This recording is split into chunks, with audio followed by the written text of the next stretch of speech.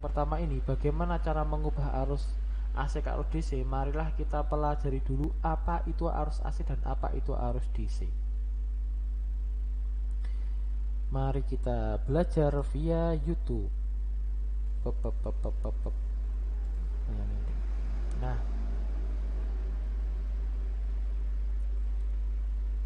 oh tapi sebelum itu kita harus tahu dulu nih sumber tegangan itu dari mana tuh sebenarnya.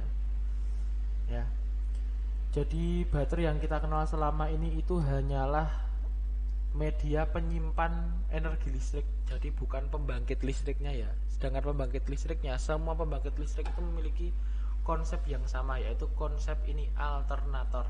Di sini disebut alternator karena memang dia itu menghasilkan atau membangkitkan energi listrik AC atau alternate current. Listriknya alternate current ya AC. Jadi semua perangkat pembangkit listrik itu pasti menghasilkan atau membangkitkan energi listrik dengan arus bolak-balik atau AC, atau kepanjangannya adalah alternate current AC ya. Bendanya ini disebut dengan alternator, pembangkit energi listrik alternate current. Nah, secara umum konstruksinya adalah seperti ini ya. Jadi ya, konsepnya adalah electromagnetic induction atau induksi elektromagnetik. Jadi semua pembangkit listrik menggunakan induksi elektromagnetik. Piye itu? Jadi ini ya adalah kita sebut sebagai koil atau kumparan terbuat dari bahan tembaga atau penghantar listrik lain ya. Tapi secara umum kebanyakan pengguna bahan yang paling ideal digunakan adalah tembaga. Dia dari kualitas, harga, dan ketersediaan barang atau ketersediaan material itu tembaga paling ideal. Sebenarnya banyak material-material selain tembaga yang mampu menghantarkan listrik jauh lebih baik, tapi harganya jauh lebih mahal, seperti misalnya emas dan beberapa logam mulia lainnya. Maka dari itu tembaga adalah dikatakan sebagai material paling ideal. Nah, ini terbuat dari tembaga, gulungan tembaga sebenarnya, nanti kawat-kawat tembaga yang digulung, gulungan, maka terus kita sebut sebagai koil atau kumparan ya. Ini jadi intinya pembangkit energi listrik itu konsepnya adalah adanya garis gaya magnet. Ini ya dilambangkan, ini garis-garis ini ada panahnya, jadi dia arahnya dari north ke south, dari utara ke selatan. Jadi asalkan ada garis gaya magnet yang ditubruk oleh penghantar, maka akan timbul energi listrik. Nah, ini konsepnya ada ini, itu adalah garis gaya magnet yang ditubruk oleh kumparan yang bergerak, atau kumparannya diam, garis gaya magnetnya yang bergerak. Nah, ini ya. Beda ya. Ini kanan dan kiri beda ya. Kalau ini yang bergerak garis gaya magnetnya, kalau ini yang bergerak adalah kumparannya. Oh, beda toh. Tapi arep piye no, nek wis penghantar listrik nubruk garis gaya magnet, maka timbul energi listrik. Yes. Nah, secara umum pembangkit listrik atau alternator ini memakai konsep yang ini, di mana magnetnya atau garis gaya magnetnya yang bergerak, sedangkan kumparannya diam. Nah, ini. Nah, kok gitu? Nah, karena listrik itu kan nanti dibangkitkannya di kumparan. Jadi nek kumparan kok obah lah, nanti ngalir ke listrik kan yo agak repot. Maka dari itu lebih baik atau lebih efektif dan efisien bahan nek magnetnya saja yang bergerak sedangkan kumparannya diam. Iya. Jadi pembangkit listrik itu terdiri dari rotor magnet, ya toh, di sepeda motor itu ada juga rotor magnet, kalian biasa sebut dengan magnet ya toh, kan muter, magnetnya itu muter. Sedangkan kumparannya yang di tengah itu yang seperti bintang-bintang itu, nanti tak perlihatkan juga videonya tentang alternatornya motor. Itu kumparannya diam, sedangkan magnetnya muter ikut putaran mesin. Nah ini ya, nah ini magnetnya muter nih, NS itu north south, utara selatan. Nah ini garis gaya magnetnya ini dia berputar, sedangkan kumparannya ini nanti yang timbul listriknya di sini, nanti kasih kabel metu nyetrum listrik. Nah itu. Jadi ini ceritanya ada garis gaya magnet yang muter nubrui kumparan. Garis gayanya yang nubruk, magnetnya nggak nubruk. Nih, makanya disebut induksi karena tidak bersentuhan secara fisik tapi mempengaruhi. Nah ini konsepnya seperti inilah alternator ya. Opo ini. Nah, gitulah ceritanya.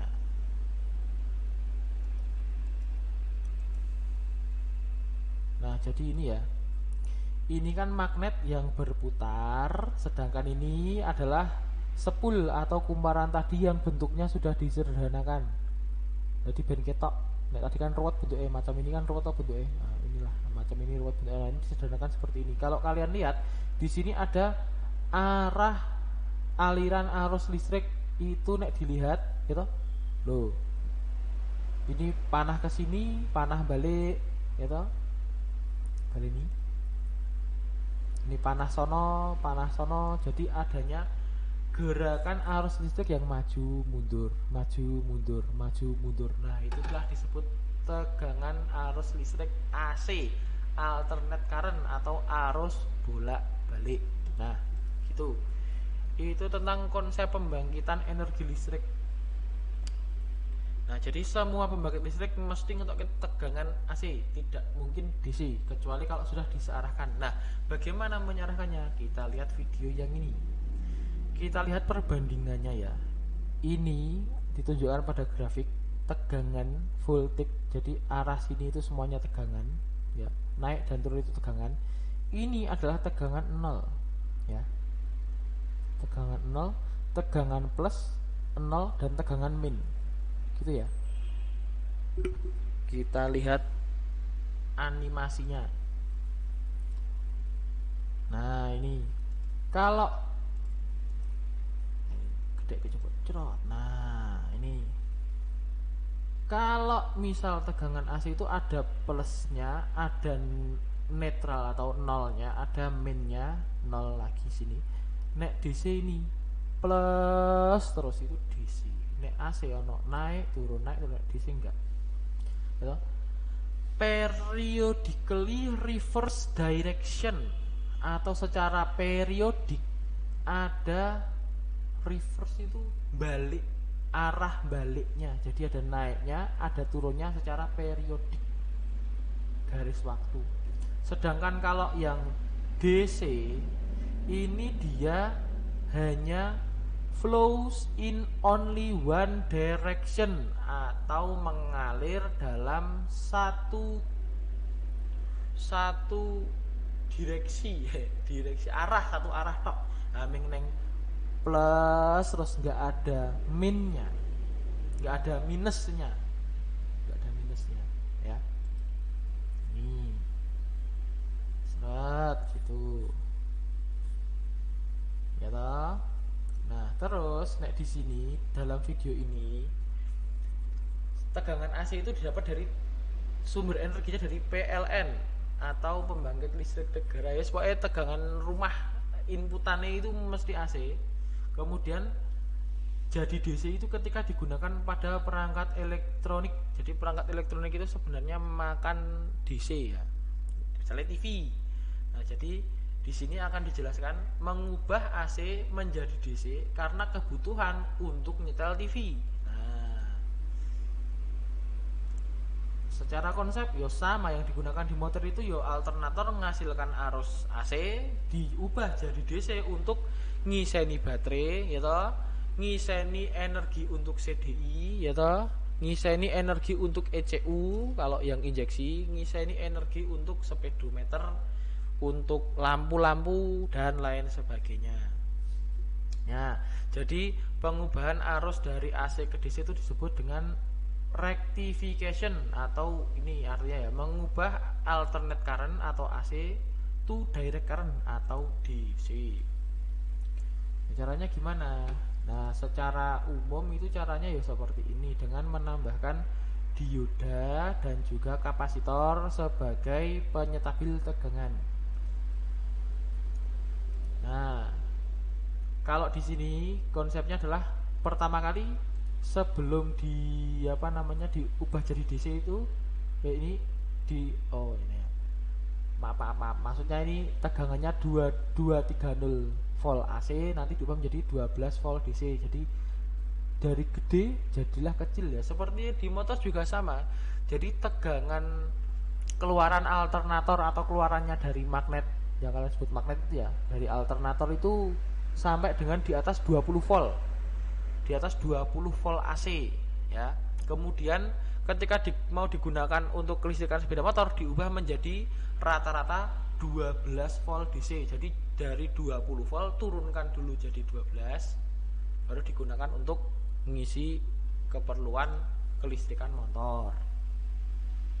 Sama juga ini, jadi 230 volt AC diubah menjadi 12 volt DC, ngurep ke TV. Nah, cara ngubahnya aturannya adalah yang pertama menurunkan dulu tegangannya ya, supaya sesuai dengan yang dibutuhkan oleh perangkat pada kendaraan. Nah, yang di mana-mana yang namanya suplai itu harus siap atau sedia leweh gede saka yang mau dikonsumsi ya toh. Nah, makanya kok tegangan keluaran alternator motor itu nyandak lebih dari 20 volt karena mau digunakan untuk makani perangkat-perangkat yang tegangan kerjanya sekitar 12 volt.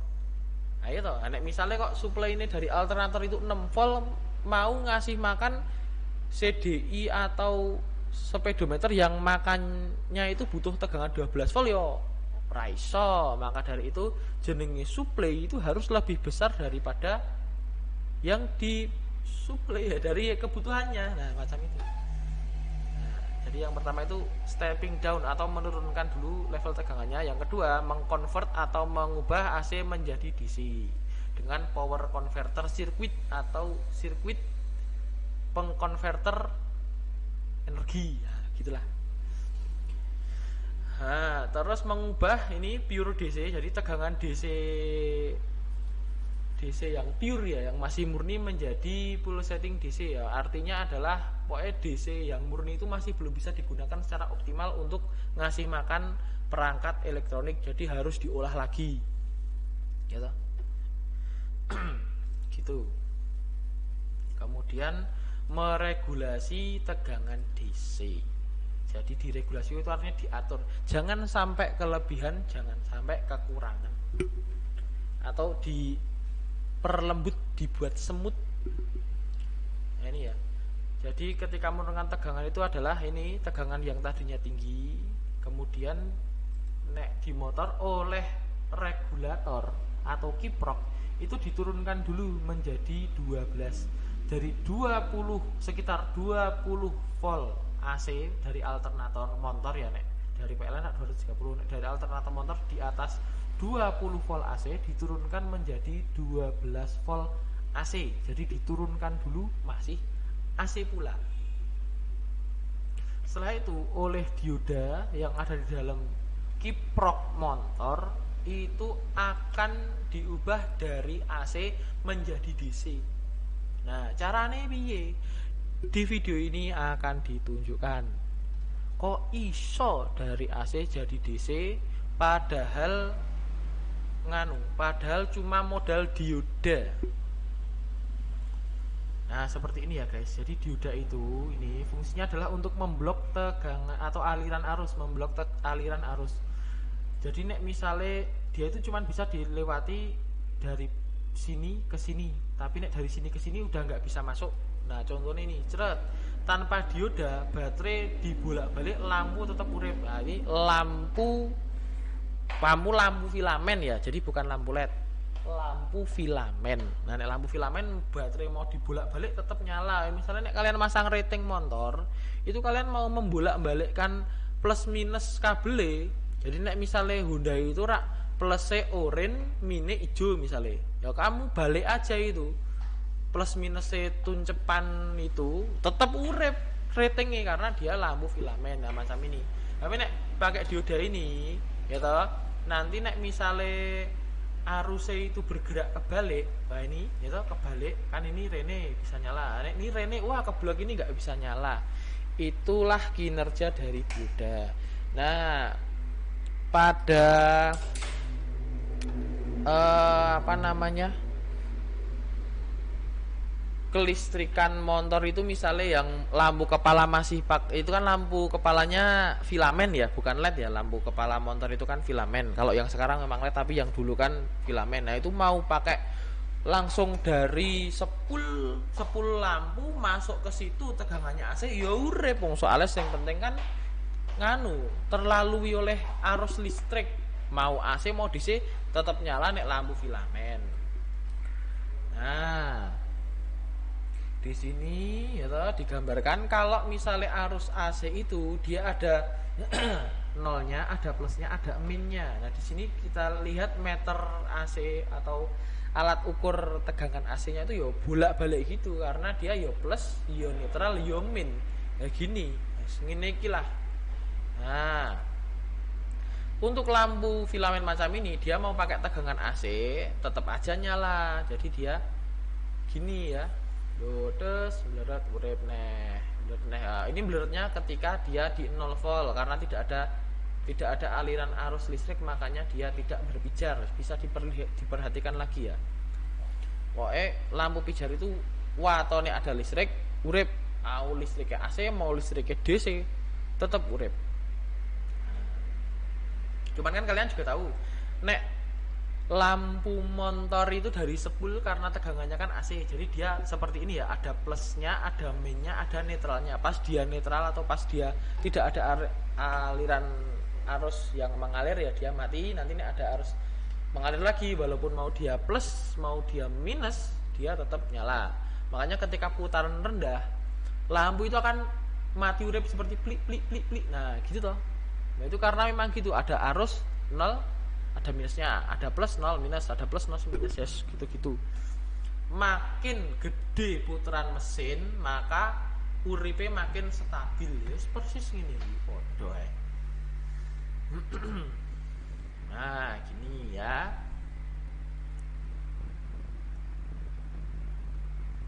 Nah, ketika dikasih dioda di sini ya, maka plusnya ini bisa mengaliri lampu. Tapi ketika min ada balik arus, yang ini kan ada balik arus tetap nyala, tetap ser gitu. Ser gitu. Ser. Nah, ini mau balik nanti setelah dari min sampai 0 sampai malah naik lagi nggak bisa nyala. Nah, ini dioda gini. Ini prinsipnya penjelasan tentang dioda. Nah, setelah itu nanti akan kita lihat fungsi atau kinerja dioda ketika mengubah arus AC menjadi DC. Nah, kalau dilihat, kalau guru-guru fisika kita kemarin itu kan menggambarkan nek AC gini ya, dekat DC itu cuman seret gitu. Terus sini minyak nggak ada, cuman 0 seret 0 seret. Nah, ini konsepnya macam ini, silakan diperhatikan yang ini.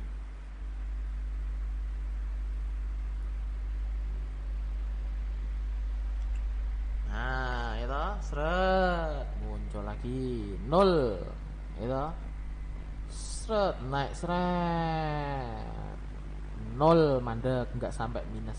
Sedangkan yang ini sampai minus.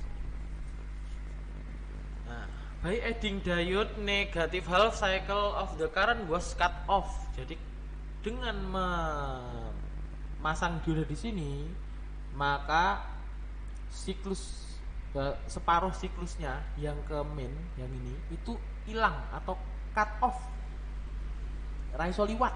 Nah, current goes only in one direction. Nah, ini arus hanya mengalir dalam satu arah semunggah tok ini yang plusnya ini gitu. Output voltage is 0 half of the time. Ya saka iki neng 0 lah, saka 0 munggah wis metu medhun neng mentok 0 gitu. Bahasa Inggris gampang asline iki. Aku ahli ya. Nah, ini ada dia half wave rectifier ya toh. Jadi dia itu adalah penyearah dengan half wave yang tadi, yang video yang ini. Nah, ini dia half wave namanya karena dia ngilangi minusnya ini hilang, tapi yo wis menghilang tok. Ini namanya half wave rectifier atau rectifier. Nah, kemudian ada yang namanya full wave rectifier, itu mengkonvert yang minnya ini nanti jadi ke sini ya. Jadi kecenderungannya akan lebih stabil. Ini kan urip mati, urip mati, urip mati. Sekarang ini kan urip arep mati, urip meneh, arep mati, urip meneh. Nah, gitu. Full wave rectifier. Nah, udah seperti ini nanti pengecasan jauh lebih cepat atau bisa dibilang 2 kali lebih cepat ya. Nah, ini anggaplah yang penurun tegangan tadi. Ini ser kibir. Nah, ini.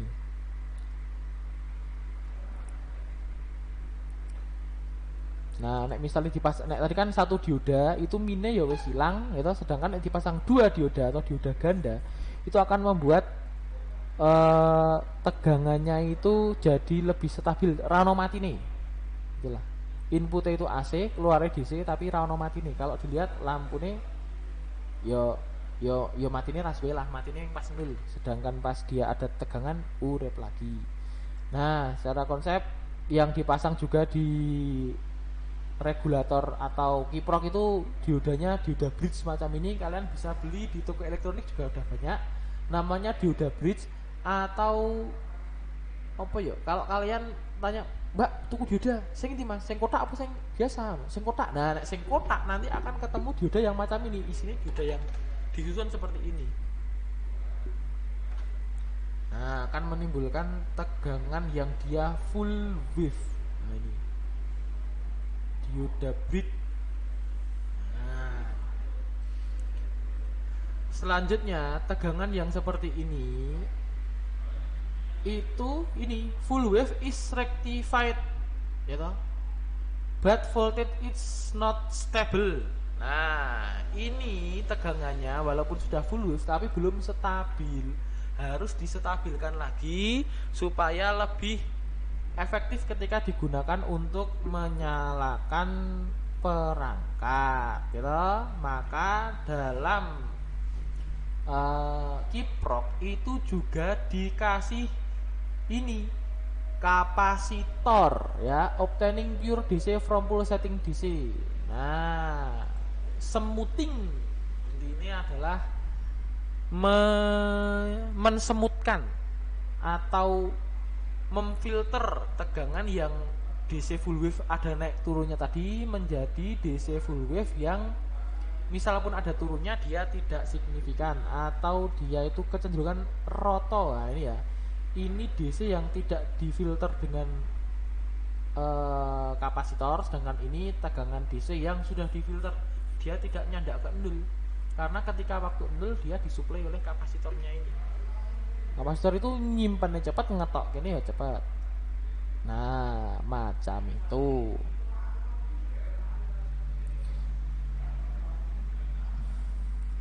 Nah, itulah konsep dari perubahan tegangan AC menjadi DC.